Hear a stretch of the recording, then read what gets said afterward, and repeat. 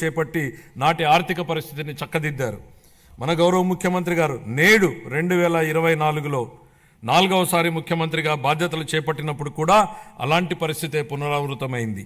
గత పాలకులు జీతాలు కూడా సకాలంలో చెల్లించలేని స్థాయికి రాష్ట్ర ఆర్థిక పరిస్థితిని దిగజార్చారు. రాష్ట్రంలో అన్ని అభివృద్ధి కార్యకలాపాలు నిలిచిపోవడంతో రాష్ట్ర ఆర్థిక వ్యవస్థ కుప్పకూలింది. ఇలాంటి పరిస్థితుల్లో బడ్జెట్ ప్రవేశపెట్టడం క్లిష్టతరమైంది. కౌటిల్యుడు అర్థశాస్త్రంలో చెప్పినట్టు సామాన్యుల సంతోషమే రాజు సంతోషం, వారి సంక్షేమమే ఆయన సంక్షేమం. రాజు తన వ్యక్తిగత ప్రయోజనాలు సంక్షేమం గురించి ఎన్నడూ ఆలోచించకూడదు. ప్రజల ఆనందంలోనే తన ఆనందాన్ని పొందడానికి ఎల్లప్పుడూ ప్రయత్నించాలి. నందరాజవంశపు దుర్మార్గపు పాలన తర్వాత సుసంపన్నమైన మరియు న్యాయపాలనను స్థాపించడంలో చంద్రగుప్త మౌర్యుడికి కౌటిల్యుడి మార్గదర్శకం వహించినట్లే గత ప్రభుత్వ పాలనలోని విధ్వంసకర విధానాల తర్వాత గౌరవనీయ ముఖ్యమంత్రి గారు పారదర్శక, సంక్షేమం మరియు శాంతి భద్రతలతో కూడిన పాలనతో ప్రగతిపథం వైపు నడిపిస్తున్నారు. మన రాష్ట్ర పునర్నిర్మాణం కోసం ముఖ్యమంత్రి గారు నిరంతరం శ్రమిస్తున్నారు.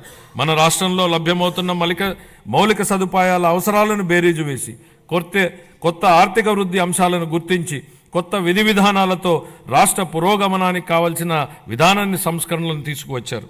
గౌరవ ముఖ్యమంత్రి శ్రీ నారా చంద్రబాబు నాయుడు గారు మన రాష్ట్రాభివృద్ధి కోసం 1990వ దశకంలోనే విజన్ 2020 డాక్యుమెంట్ను రూపొందించారు.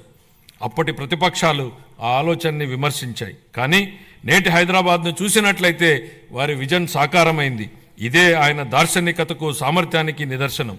మళ్ళీ 2024లో మరొక గొప్ప విజన్ను దిశానిర్దేశం చేస్తూ గౌరవ ముఖ్యమంత్రి గారు స్వర్ణాంధ్ర 2047కు శ్రీకారం చుట్టి రాష్ట్రాభివృద్ధికి మార్గనిర్దేశనం చేశారు.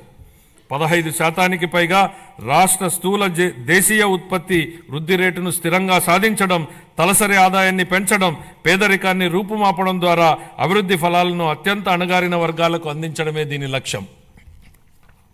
మా ప్రభుత్వం స్వర్ణాంధ్ర 2047 దిశగా పనులను మొదలుపెట్టింది.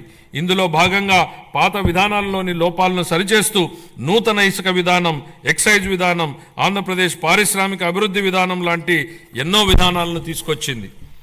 అప్పులు చేయడమే తప్ప అప్పులు తీర్చడాన్ని మరిచిన గత ప్రభుత్వం తప్పుడు విధానాలను సరిచేస్తున్నాం. ప్రభుత్వం కాంట్రాక్టర్లను బ్లాక్ లిస్టులో పెట్టడం చూసాం. కానీ గత పాలకుల విధానాల వల్ల ఆంధ్రప్రదేశ్ ప్రభుత్వాన్నే కాంట్రాక్టర్లు బ్లాక్ లిస్టులో పెట్టి పనులు చేయడానికి ముందుకు రాని పరిస్థితి ఏర్పడింది. ఈ పరిస్థితి నుంచి రాష్ట్రాన్ని తప్పించాం. 24 నుండి రాష్ట్ర ఆర్థిక వ్యవహారాలను సమర్థవంతంగా నిర్వహించడం ద్వారా రాష్ట్ర ప్రభుత్వాన్ని గాడిలో పెడుతున్న విధి విధానాలను ముచ్చుకు కొన్ని తెలియజేస్తున్నాను. జూన్ 12, 2020 నాటికి ఉన్న 23,556 కోట్ల రూపాయలను, వేల కోట్ల రూపాయల బకాయిలను చెల్లించాం. అధ్యక్ష, గత ప్రభుత్వం 93 కేంద్ర ప్రాయోజిత పథకాలను నిలిపివేసింది. 9,371 కోట్ల రూపాయల బకాయిలను చెల్లించడం ద్వారా 74 పథకాలను మా ప్రభుత్వం పునఃప్రారంభించింది. దీనివల్ల కేంద్రం ప్రభుత్వం నుంచి మన రాష్ట్రానికి మరిన్ని నిధులు అందాయి. నీటిపారుదల, రహదారులు మరియు ఇతర పనులకు సంబంధించి 12,735 కోట్ల రూపాయల బకాయిలను చెల్లించడం వల్ల రాష్ట్ర ఆర్థికాభివృద్ధి పునరుత్తేజితమైంది.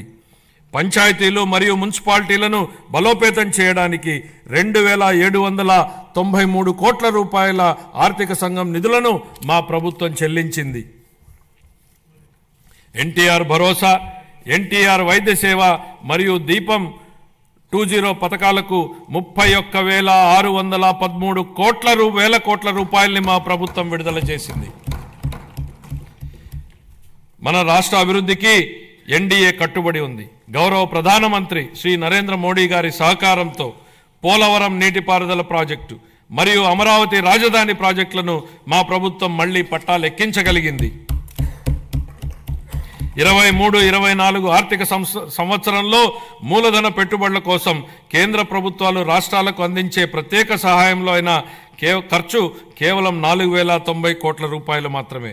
24-25 ఆర్థిక సంవత్సరంలో మన రాష్ట్రానికి గణనీయంగా 7,200 కోట్ల రూపాయల మేర కేటాయింపులు పెరిగాయని గౌరవ సభకు తెలియజేయడానికి ఎంతో సంతోషిస్తున్నాను.